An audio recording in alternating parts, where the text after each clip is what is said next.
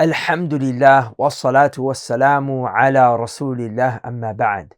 Assalamu alaikum wa rahmatullahi wa barakatuh. I want to tell you guys a story of a man called Isaac Wright Jr. I just received a text message and it was extremely powerful, and I felt compelled to make the video and share with you the message that was on this text message. So it's about a man called Isaac Wright Jr. who in 1991 was imprisoned in the United States for being a drug kingpin, and he was sentenced to life in prison.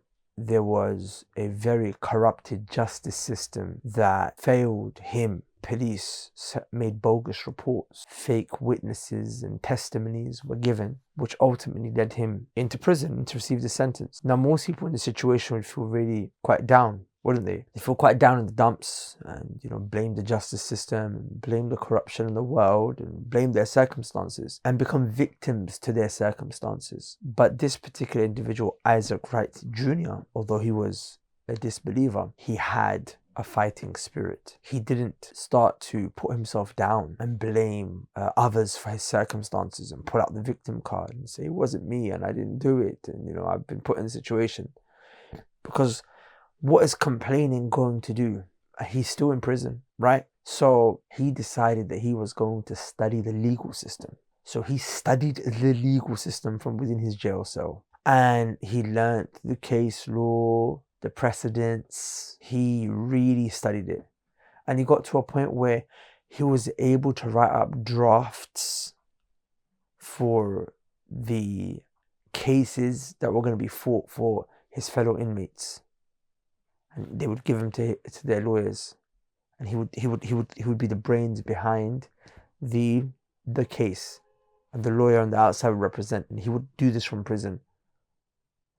And he would help some of his fellow inmates become acquitted on some charges. In 1996, he represented himself. And representing himself without a lawyer, alhamdulillah, he managed to get his charges removed and he was acquitted and finally released from prison. The moral of the story is that he spent 5 years in the books studying, and he was able to achieve in those 5 years, because of focus, that which other students of law are not able to achieve in 10. I mean, to just study law, a person needs to, in America, first go to college, which is university, and then they need to go to law school, and then they need to, then they need to do the bar, and it's a long process. Easily about 7-8 years, if I'm not mistaken. In the UK, you do your 3-year law degree, and then you do your LPC, and then after LPC, you do your training for another 2 years, so 6 years altogether, and that's it. You just qualified. Maybe you can, start taking cases or be an assistant here or there. But he was able to, in 5 years, get to a point where he could represent himself and be acquitted, and also help his fellow inmates from prison. So, as I said, the moral of the story is that he achieved in 5 years what many can't achieve in a decade plus, because of focus, because of effort. Now, I want you to just imagine if you were to direct your efforts towards a single goal for the next 5 years, what wonders you may be able to achieve. In the text I was sent, there was a quote which was quite profound. I want to share it with you.